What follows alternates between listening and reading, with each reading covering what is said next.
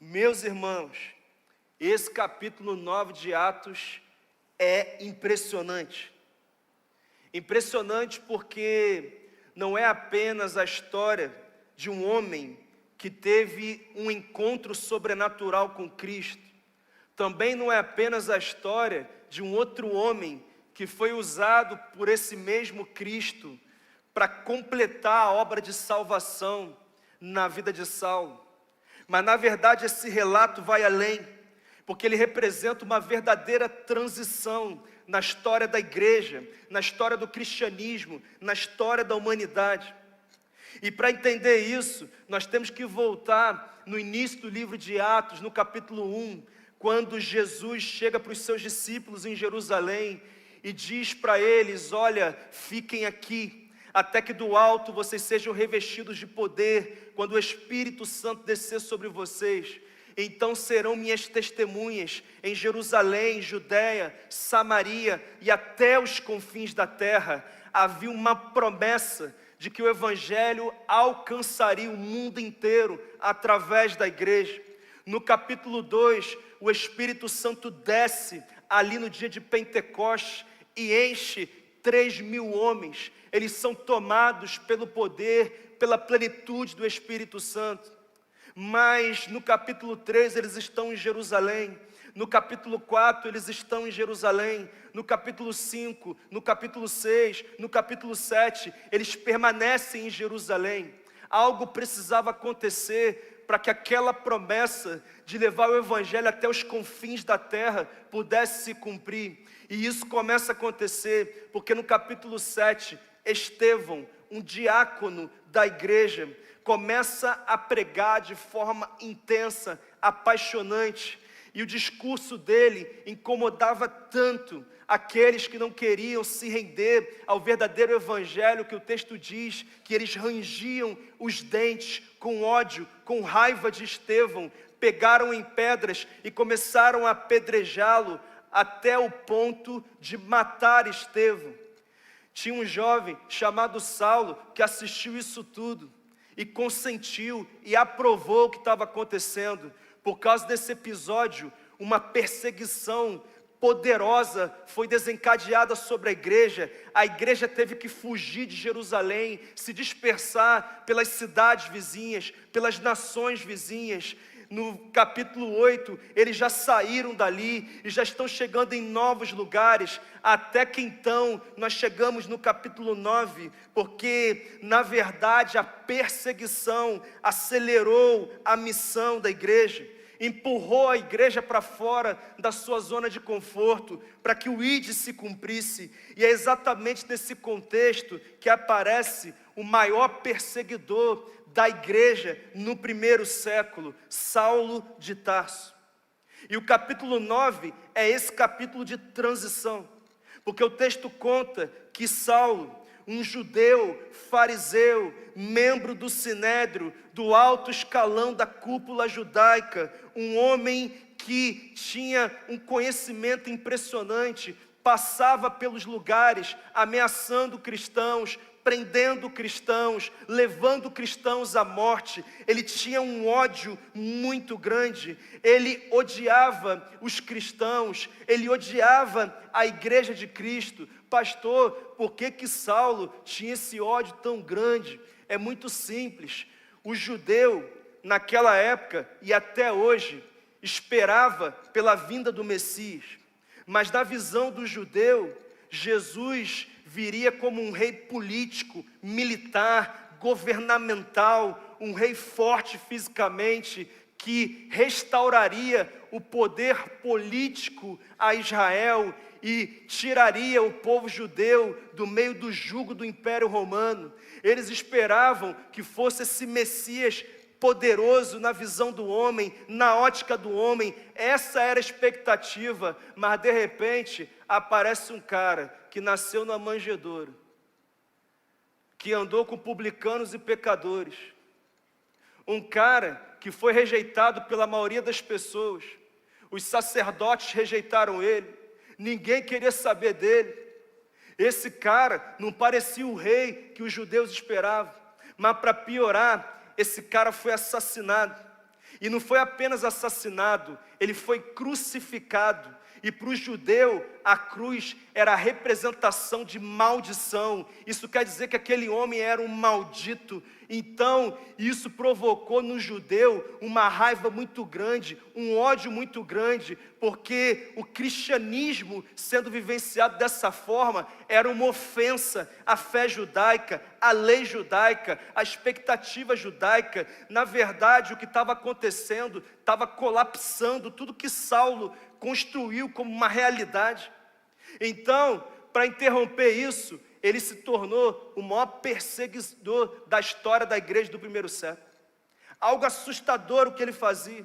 Quando o texto diz que ele respirava ameaças de morte aos cristãos, no original significa que o oxigênio dele era matar cristão, irmão. Era ver cristão morto, preso. Ele acordava pensando nisso, respirando isso. Impressionante, assustador. E aquilo ofendia ele. Mas o texto conta, querido, que esse cara estava seguindo para Damasco. E o objetivo dele em Damasco era aprender mais cristãos. Mas no caminho de Damasco, uma luz brilhou com tanta força que ele caiu no chão cego. E ele estava desorientado, ele perguntou: quem é o Senhor? E o Senhor disse: eu sou Jesus, aquele a quem você persegue. Levanta, vai até a cidade, um homem vai te encontrar, vai restaurar a tua visão, vai te explicar o que está acontecendo, porque eu não te chamei para ser perseguidor, eu te chamei para ser um dos maiores apóstolos da história da minha igreja. Sabe o que isso aconteceu? Sabe aonde? No caminho de Damasco. Esse texto, na verdade, fala de duas questões: o que é uma conversão genuína e também como que Deus usa pessoas simples como instrumentos de salvação nessa terra. Nós temos muito a aprender nesse texto, no caminho de Damasco. E a primeira coisa que eu aprendo aqui é que no caminho de Damasco aprendemos que a graça de Deus é suficiente para salvar qualquer pessoa. Você pode dizer qualquer pessoa. Olha o que diz os versos 1 e 2. Enquanto isso, Saulo ainda respirava ameaças de morte contra os discípulos do Senhor. Dirigindo-se ao sumo sacerdote, pediu-lhe cartas para as sinagogas de Damasco, de maneira que, caso encontrasse ali homens ou mulheres que pertencessem ao caminho, os levasse presos para Jerusalém. Meus irmãos, Saulo de Tarso se tornou o maior opositor da igreja no primeiro século. Mas para entender a gravidade do que estava acontecendo, é importante entender quem Saulo era, quem de fato aquele homem era. Na verdade, você o conhece como Paulo, e ele sempre se chamou Saulo e Paulo. Como assim, pastor? Ele tinha dupla cidadania. Ele era um cidadão judeu e ao mesmo tempo era um cidadão romano. Saulo era o nome judeu dele e Paulo era o nome romano.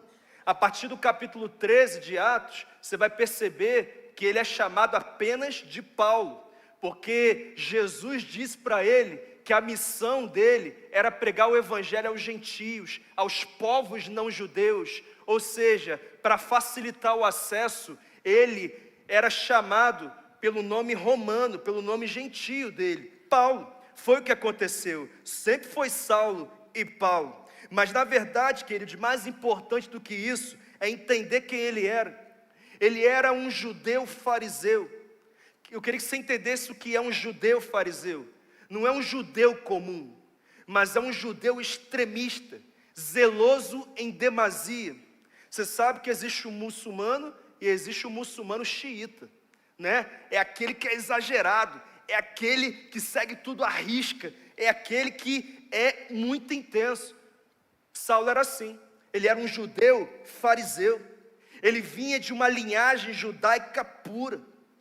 A Bíblia conta que ele foi formado, doutrinado aos pés de Gamaliel, que era o mestre mais influente daquela época. Pensa num cara diferenciado, Gamaliel. Por isso Saulo era respeitado. Ele estava sendo instruído para entrar na elite rabínica, estava sendo preparado para ser um rabino, um cara de alto nível, intelectual, poliglota, cidadão romano, um cara de um zelo extremo, mas além disso, ele odiava crente, irmão. Uma coisa é você não gostar, outra coisa é você odiar. Ele vivia o dia inteiro pensando no que fazer para acabar com o cristianismo no mundo, para levar cristãos para a cadeia, para a morte, para ameaçá-los. Inclusive o texto conta que ele chega até o sumo sacerdote e pede uma autorização legal para que eles chegassem em Damasco, fora de Jerusalém, num outro território, e ameaçasse cristãos, prendesse cristãos. Ele era um caçador de cristãos. E eu queria que você entendesse com mais profundidade, queridos, não era um simples desvio moral, mas era uma missão de destruição organizada, arquitetada, sistematizada da igreja de Cristo. Um cara assustador. Mas no caminho de Damasco, sabe o que aconteceu com esse cara? Ele se rendeu totalmente ao Senhor Jesus.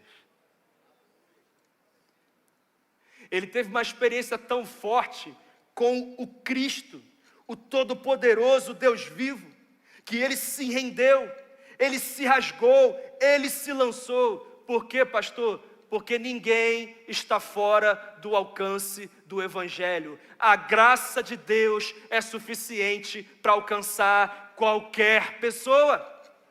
Qualquer pessoa, até os mais improváveis.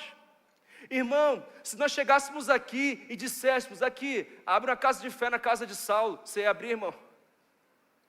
Você ia falar, pastor, leva mal não, mas não quero nem passar perto desse cara.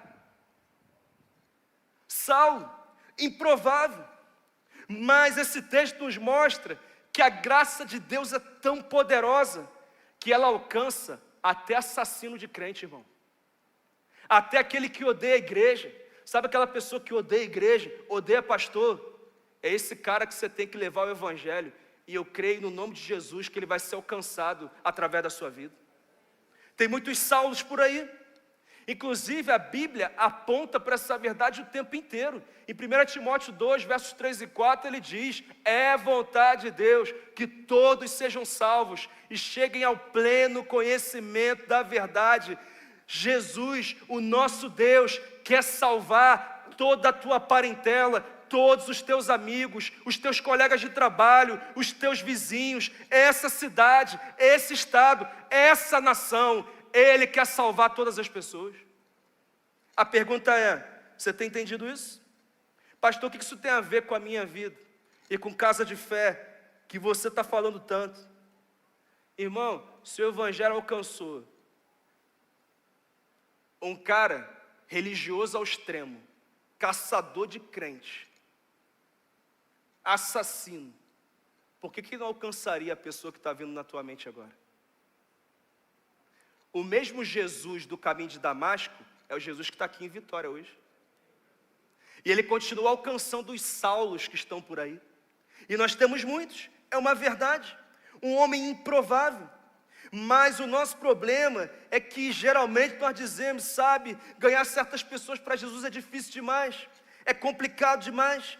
E nós temos essa mania de limitar o que Deus pode fazer. Sabe, pastor, na vida dessa pessoa aqui Deus pode até agir, mas na vida daquele cara ali não tem como. Muito complicado, difícil demais. E por causa disso tem gente que nem prega para determinadas pessoas. Deixa eu te falar uma coisa, não existe caso perdido para o Evangelho. A graça de Deus é suficiente para alcançar qualquer pessoa. Jesus não desiste de ninguém. Se ele alcançou a Saulo, quem é que ele não pode alcançar? Era o pior homem da época. Era alguém que nós não gostaríamos de alcançar, porque odiava crente, mas Jesus o alcançou. Pastor, geralmente quem são as pessoas que não cremos na conversão? Geralmente são aqueles que são muito religiosos, aqueles que conhecem tudo, sabem de tudo. Você vai falar alguma coisa, ele já sabe. Você começa a frase, ele completa, porque ele já sabe de tudo. Conhece a Bíblia melhor do que muito crente. São zelosos, dedicados, muito apegados à tradição. Tem muitas informações sobre Deus. Às vezes conhece mais a Bíblia do que muito crente. E nós olhamos para essas pessoas e dizemos, esse aí eu não vou não. porque é complicado demais. Nós temos também aqueles que são moralmente autossuficientes, pessoas que são tão boas que não precisam do Evangelho, não têm pecados escandalosos, sabe, aqueles escândalos visíveis a todos, pessoas tão boas que acreditam que já são salvas, porque fazem coisas muito boas, mas nós sabemos que a salvação não é pela bondade que a gente realiza, mas pela bondade que Ele realizou na cruz, e nos alcançou em algum momento, é uma verdade. Outras pessoas com quem temos dificuldade, gente que valoriza a razão acima da fé, que acham que religião é fraqueza emocional, que é invenção humana, que é invenção de líder religioso para assustar as pessoas. Irmão, nós temos um costume nessa igreja aqui, sabe qual é? É batizar ateu, irmão. Você entendeu o que eu falei não, né? Entenderam não, presença? Nós temos um costume aqui nessa igreja, é batizar ateu. Sabe por quê? Porque a graça de Deus é suficiente para alcançar qualquer pessoa. Qualquer pessoa.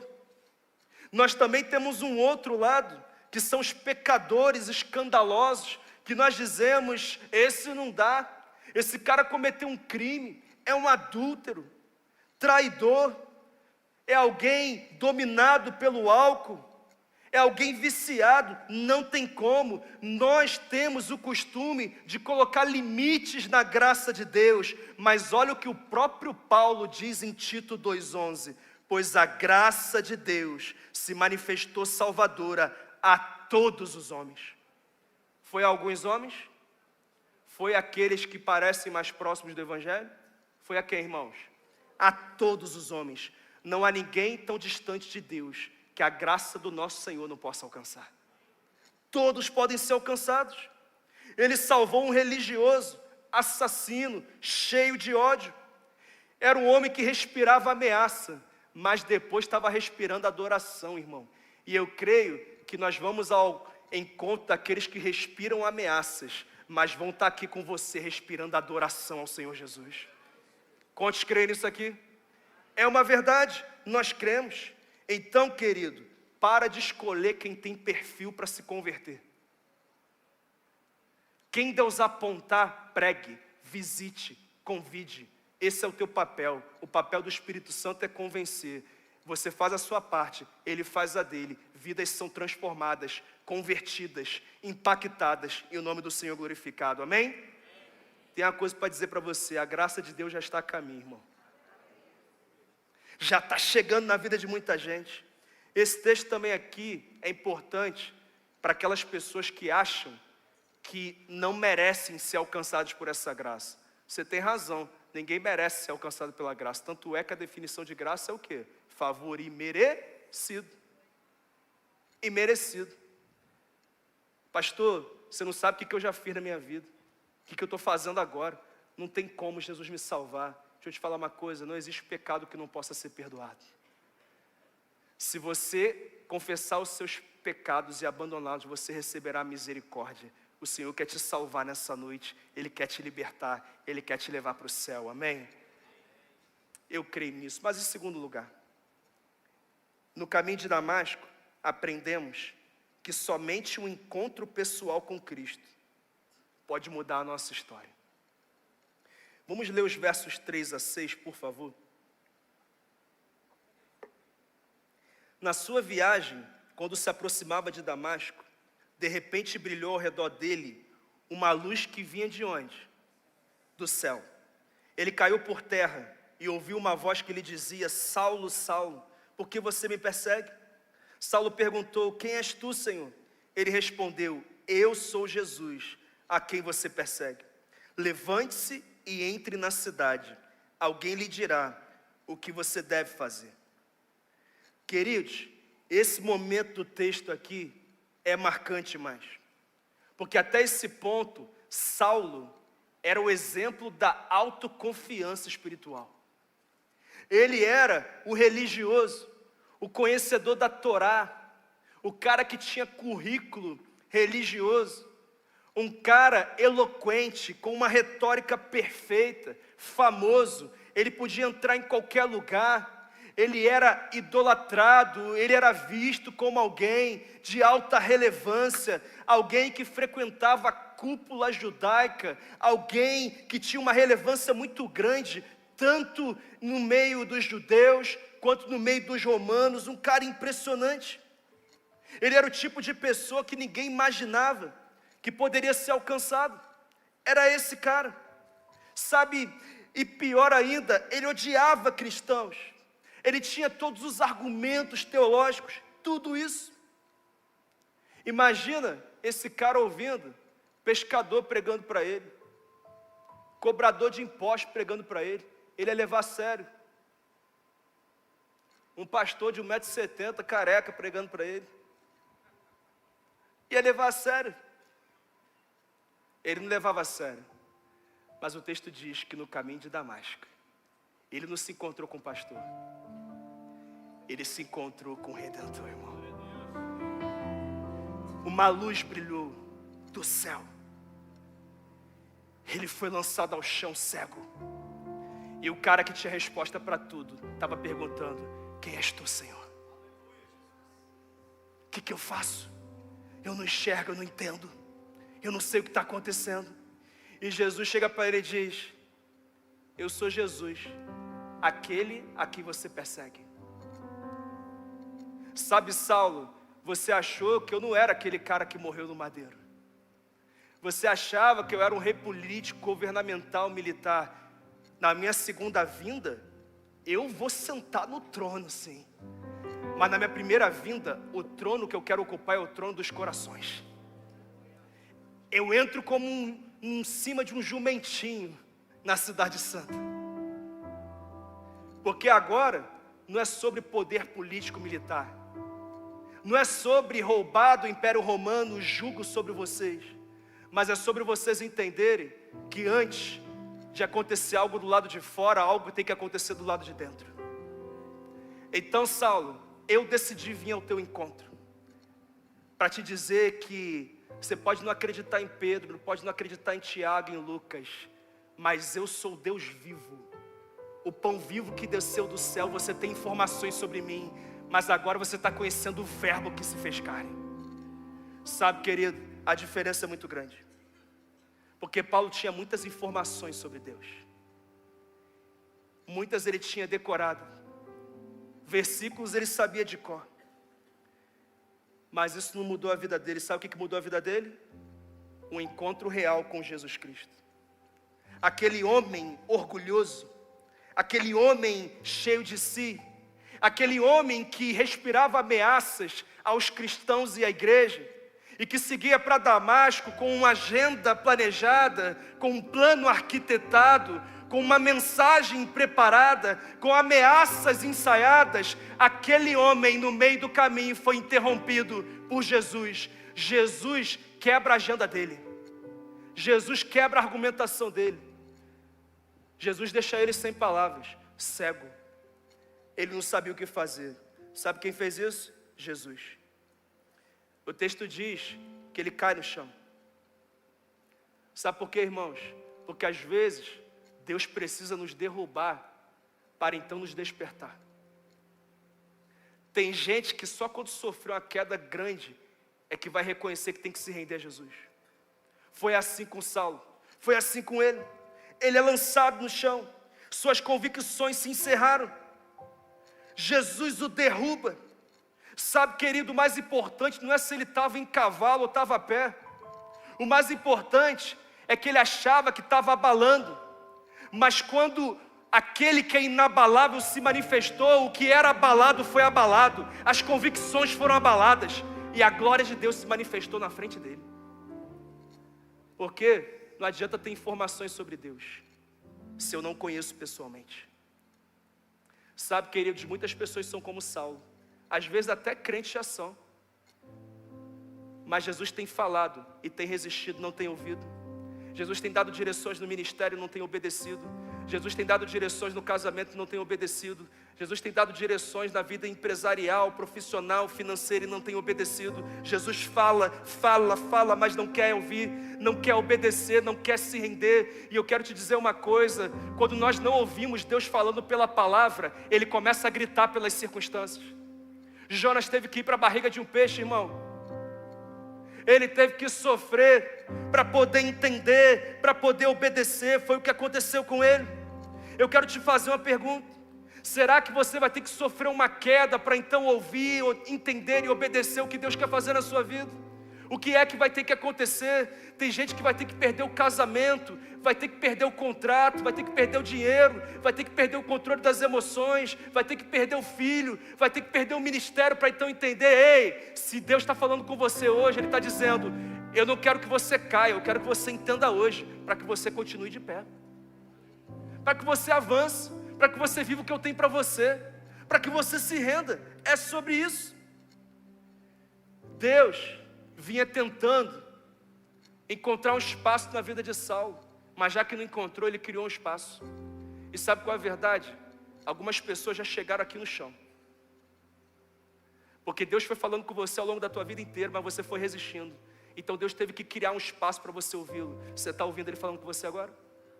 Você está achando que foi o diabo que te derrubou, que foi a economia do país? Não, irmão, Deus que disse. Vamos ver se agora Ele presta atenção no que eu quero dizer. Vamos ver se agora Ele se rende. Vamos ver se agora os argumentos dele terminam, as convicções dele terminam e ele decide se render. Porque eu não sou um deusinho fabricado, eu não sou um profetinha, eu sou o Rei da Glória, eu sou o Rei dos Reis, eu sou o Salvador, eu sou o Redentor. Saulo teve um encontro pessoal com Cristo. Deixa eu te perguntar, você já teve? Você já experimentou a presença real dele? Tiago 4,6 diz que Deus resiste aos soberbos, mas dá graça aos humildes. O orgulho é o maior bloqueio entre um homem e Deus. Saulo conhecia a religião, mas no caminho de Damasco, ele conheceu o verdadeiro Deus, o Filho do Deus vivo. Pastor, por que você diz com tanta certeza que Saulo teve um encontro com Cristo? Não é apenas pelo clarão que apareceu no caminho, não é apenas pela voz de Jesus, mas é pelo comportamento que ele teve. Qual foi o comportamento dele? Ele obedeceu tudo que Jesus disse para ele fazer. Ele disse: levante-se e vá até a cidade, um homem vai te encontrar. Quando o homem encontrou, disse: ei, vim orar por você. Curou ele. Ele foi cheio do Espírito Santo, se batizou e começou a pregar. Sabe qual é a convicção, a clareza de que nós tivemos um encontro com Cristo? É quando nós decidimos obedecê-lo. Essa é a diferença. Você quer saber se você teve encontro com Cristo? Pastor, como é que eu tenho clareza disso? Sabe qual foi a primeira coisa que aconteceu com Saulo? Ele reconheceu quem Jesus era. Todo encontro com Cristo começa assim, quando você reconhece quem Ele é. E quando você reconhece quem Ele é, você percebe quem você é. Ele é grande, Ele é santo, você é pecador. Porque todos pecaram e afastados estão da glória, da presença de Deus. E quando você reconhece o seu pecado, você entende que o salário do pecado é a morte. O pecado mata, o pecado nos leva para o inferno. Então, você tem que resolver esse problema. Se tem que morrer, se o salário é a morte, alguém tem que morrer. E sabe o que Deus fez? Ele resolveu o problema para você. Sabe o que Ele fez? Ele enviou o seu Filho, o Cordeiro de Deus que tira o pecado do mundo. Ele morreu na cruz, satisfez o preço do pecado, ressuscitou ao terceiro dia e disse: se você crê em mim, a vitória que eu conquistei na cruz agora vai ser a tua vitória. Essa é a conversão. Você já teve um encontro com Cristo? Eu nem te pergunto se você é membro da igreja, porque a Bíblia diz que no dia final alguns vão dizer: Senhor, Senhor, eu profetizei em Teu nome, eu curei pessoas em Teu nome, eu expulsei demônios em Teu nome, eu servi no louvor em Teu nome, eu liderei célula no Teu nome, eu plantei igreja no Teu nome. E Jesus vai dizer: eu não conheço vocês, afastem-se de mim, vós que praticais a iniquidade. Eu não conheço vocês. O que eu quero dizer é que nós temos que tomar uma decisão aqui. Nós seremos 1.347 membros de uma igreja local ou 1.347 membros da igreja celestial, a igreja de Cristo? É sobre isso. E o caminho é a conversão, é a transformação. Porque a Bíblia diz que nos últimos dias nós viveremos apostasia. Gente que passou a vida inteira na igreja vai descobrir que não é crente, ou vai revelar que não é. E eu oro para que nós sejamos uma geração daqueles que no dia final vão dizer: Senhor, Senhor, eu fiz isso em teu nome. E Jesus vai dizer: eu sei o teu nome, tem um lugar para você aqui. Pode entrar, porque eu preparei para você. Quem é dessa geração aqui? Amém? Glória a Deus. Mas em penúltimo lugar, eu aprendo nesse texto que no caminho de Damasco, aprendemos que a salvação é iniciativa de Deus, com a cooperação do homem. Olha o que diz os versos 10 e 11. Em Damasco havia um discípulo chamado Ananias. O Senhor o chamou em uma visão. Ananias, aqui estou, Senhor, respondeu. O Senhor lhe disse: vá à casa de Judas, na rua chamada direita, e pergunte por um homem de Tarso chamado Saulo. Ele está orando. Queridos, nesse texto fica claro que a obra de salvação começa em Deus. A salvação de Saulo foi inteiramente iniciada pela graça soberana de Deus. Jesus estava trabalhando na vida de Saulo muito antes de Saulo desejar Jesus. Saulo estava indo para Damasco para prender cristãos e não para se encontrar com Cristo. Mas Jesus foi ao encontro dele. Nós o amamos porque Ele nos amou primeiro. Tudo começa nele. A obra da salvação começa nele. Ele dá o primeiro passo. Ele se move primeiro. Até mim, até você. É o que a Bíblia nos ensina. Foi Jesus que interrompeu o caminho de Saulo. Foi Jesus que o derrubou. Foi Jesus. Mas Jesus não fez a obra completa sozinho. Porque o texto diz que ele vai em visão até um homem que estava em Damasco, chamado Ananias, e diz: Ananias, eu estou trabalhando na vida de um homem chamado Saulo. Vai até a casa de Judas, ele está lá orando. Apresenta o evangelho para ele, ora por ele, leva ele ao batismo, ensina ele. Ele usou um homem. Sabe por quê? Porque a salvação é iniciativa de Deus, com a cooperação do homem. Foi o que aconteceu. Se Ananias não tivesse cooperado, a obra de Jesus na vida de Saulo ficaria incompleta. Pensa comigo, o cara perseguiu o cristão a vida inteira, agora ele se converte.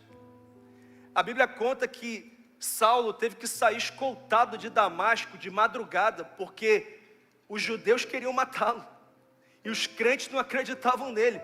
O cara estava matando cristão ontem, como é que agora o cara é crente? Como assim? Era o que estava acontecendo. Então Jesus manda um homem até ele, para cuidar dele, para discipular ele, para pregar para ele. Deus escolheu usar um homem, Ananias, para chegar lá, impor as mãos sobre Saulo, curá-lo da cegueira, batizá-lo com o Espírito Santo, batizá-lo nas águas. Foi o que aconteceu. A iniciativa é divina, mas a missão é compartilhada. E isso acontece na Bíblia o tempo inteiro. Por exemplo, você lembra de Filipe e o eunuco? Você lembra? Ele estava numa carruagem, lendo os escritos do profeta Isaías. Filipe estava por ali. O Espírito Santo chega até ele e fala: aproxime-se da carruagem e fale com aquele homem. Quando ele chega ali, o homem está lendo o profeta Isaías, e ele pergunta: vem cá, você está entendendo o que você está lendo? E a pergunta do homem é: como é que eu vou entender se ninguém me explicar? E Filipe explica para ele. E quando ele termina de explicar, sabe qual a pergunta do homem? Eu entendi a mensagem, tem água aqui, o que me impede de ser batizado? Ele é batizado na hora, irmão. Não fez curso de 6 meses de batismo não, irmão. E você quer fazer, né? Foi batizado na hora, na hora. Sabe um outro exemplo? Capítulo 10 de Atos. Deus fala com Cornélio, um centurião, um homem do alto escalão de Roma. E ele fala com ele na casa dele. Era um homem que temia Deus. E ele fala com ele: eu tenho um plano para você. E ao mesmo tempo que ele fala com Cornélio, ele vai até a casa de Simão, o curtidor, e fala com Pedro, e fala: olha, eu estou trabalhando na vida de um homem Cornélio, o nome dele, vai até lá e prega o evangelho a ele. E Pedro diz, mas eu não posso, porque ele é um gentio, como é que vai ser isso? E aí Deus fala assim, olha, não torne impuro aquilo que eu purifiquei. Ele sai da casa, chega até Cornélio. Cornélio recebe ele na porta com a família inteira. Pedro prega o evangelho, o Espírito Santo toma a casa inteira, a família inteira. Eles são batizados. Sabe por quê, irmãos? Porque a salvação começa em Deus e continua com o homem. Tem gente que às vezes fala assim, pastor, se Deus quiser salvar, Ele vai salvar. Sabe, eu estou orando, Ele vai salvar. Não, irmão, tem que ter proclamação, tem que ter pregação. Tem que ter proclamação. É através do homem, proclamação. Romanos 10, 14, 15, Paulo diz, como crerão se não houver quem pregue? 2 Coríntios 5, 20, Paulo diz, portanto somos embaixadores de Cristo, e Deus faz seu apelo por meio de nós, por amor a Cristo, suplicamos, reconciliem-se com Deus. Mateus 9, 37 e 38, então disse aos seus discípulos, a colheita é grande, mas os trabalhadores são poucos. Peçam, portanto, ao Senhor da colheita que envie trabalhadores para a sua colheita. Queridos, a colheita é grande, os campos estão brancos, mas Jesus está dizendo, poucos são os trabalhadores, poucos são os Ananias. Roguem, pois, ao Senhor da seara para que envie mais trabalhadores. Senhor Jesus, nós jogamos a Ti, levante mais trabalhadores para a obra de salvação dessa cidade.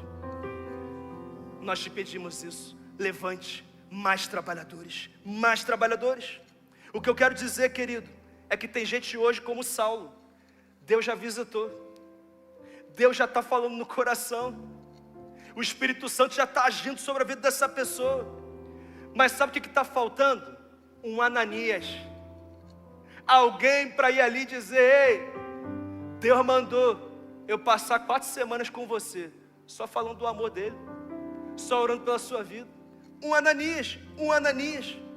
Jesus enviou Ananias para completar a obra. A obra começa com Deus, mas continua com você. O que eu quero dizer é que você é o Ananias desse tempo. Olha para o teu irmão e fala assim, eu sei que é chato a beça fazer esse negócio, né, irmão? Mas só dessa vez só. Vai falar assim, oi, prazer, Ananias. Por 4 semanas teu nome é Ananias, irmão. Ananias. E não é o Ananias da Safira não, tá? Isso aqui é homem de Deus, tá? Só para você ficar tranquilo aí. Esse aqui não é fake news não, hein? Esse é de verdade, homem de Deus. Homem de Deus. E sabe o que é mais impressionante? Sabe quem era Ananias? Ninguém. Diga, ninguém. Ô Douglas, Ananias não era pastor não. Ô Jax, não era apóstolo não. Ô Roberta, Ananias não liderava nem célula. Ananias era um discípulo simples de Jesus, mas que tinha comunhão com ele, que levava ele a sério. E aí Jesus chegou para ele e falou, ô Ananias, eu podia ter escolhido Pedro, Tiago, João, mas eu decidi escolher você, sabe para quê? Para ganhar aquele que será o maior plantador, pregador, evangelista do primeiro século, talvez o maior apóstolo da história da minha igreja. Você, Ananias, estava com o colete da recepção no dia que Jesus procurou ele. Estava ali, quietinho na dele, buscando o Senhor, simples, um homem simples. E sabe por que eu falo isso? Porque as pessoas acham que o avivamento da cidade vai vir do púlpito. Não vai vir do púlpito não, vai vir da sua vida, irmão. Nas relações diárias, no contato diário, no testemunho vivo fora da igreja. É na sua casa, é no teu escritório, é na tua empresa, é na tua academia. Seja onde for que houver um Ananias, o avivamento vai acontecer. Cadê os Ananias dessa geração aqui, ó? Olha aí, louvado seja o nome do Senhor. Aleluia, glória a Deus. Mas querido, Ananias não aceitou de primeira não, tá? Olha o que ele fala no verso 13 e 14. Senhor, tenho ouvido muita coisa a respeito desse homem e de todo o mal que ele tem feito aos teus santos em Jerusalém. Ele chegou aqui com autorização do chefe do sacerdote para prender todos os homens que invocam o teu nome.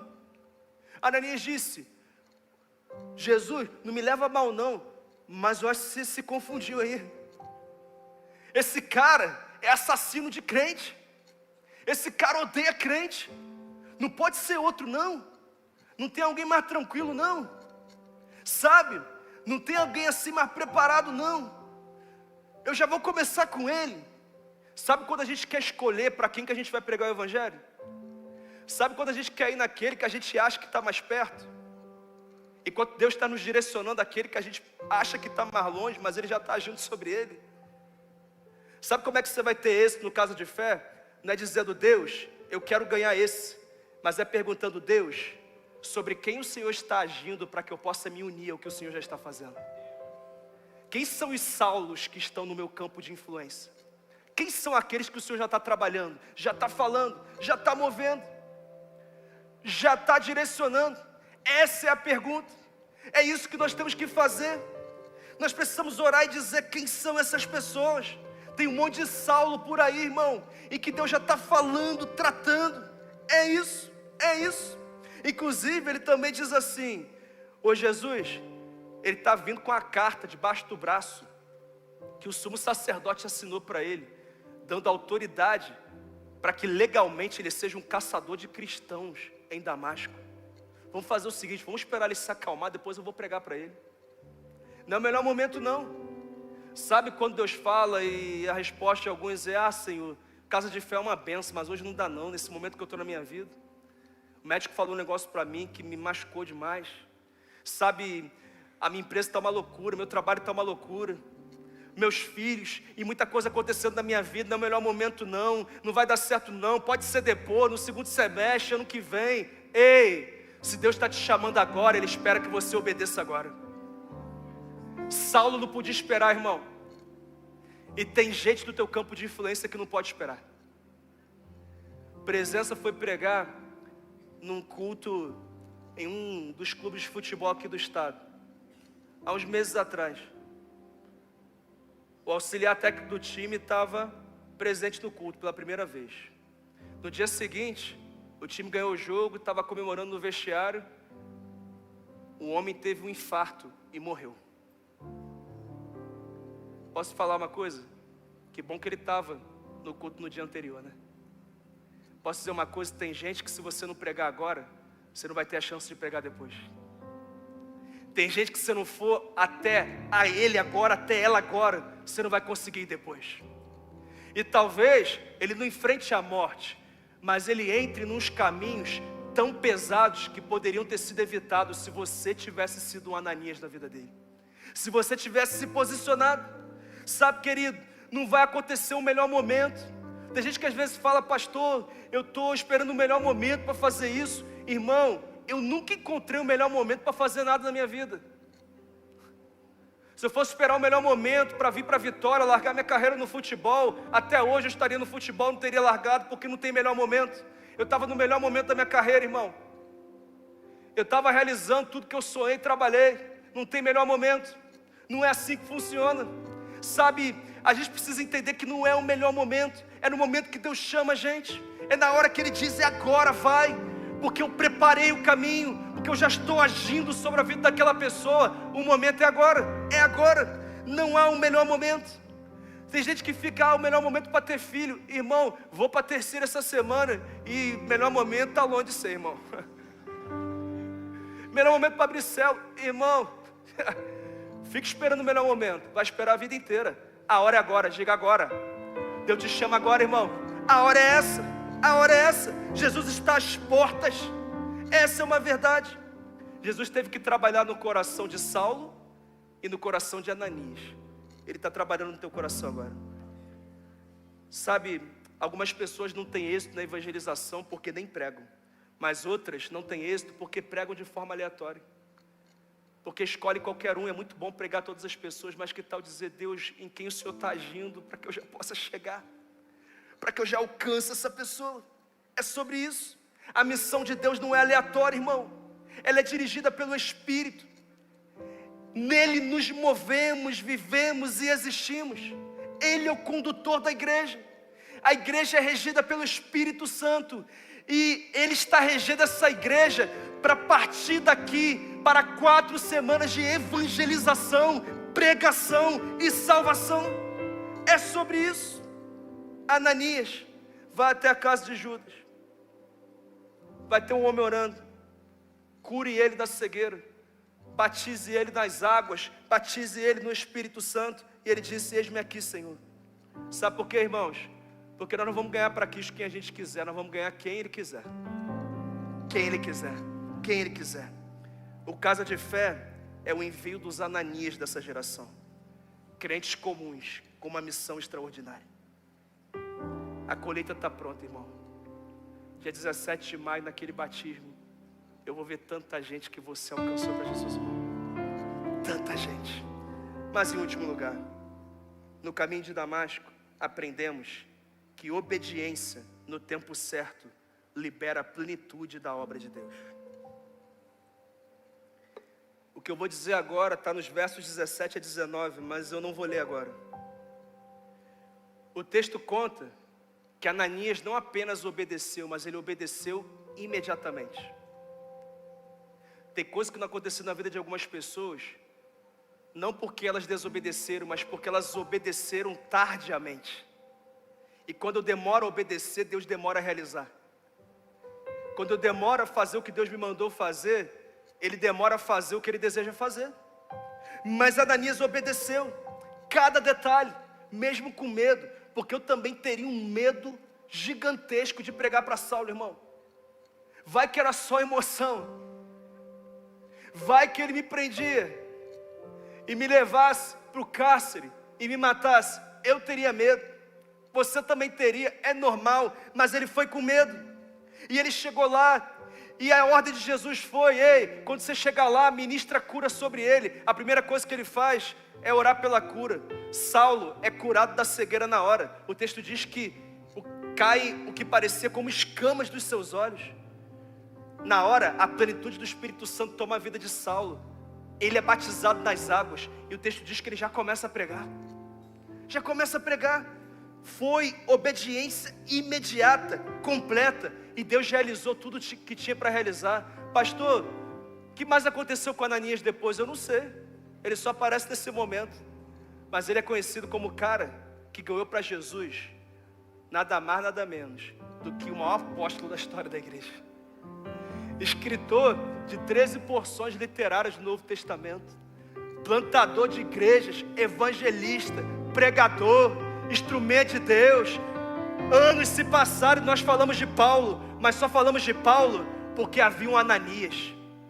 Sabe o que eu quero dizer?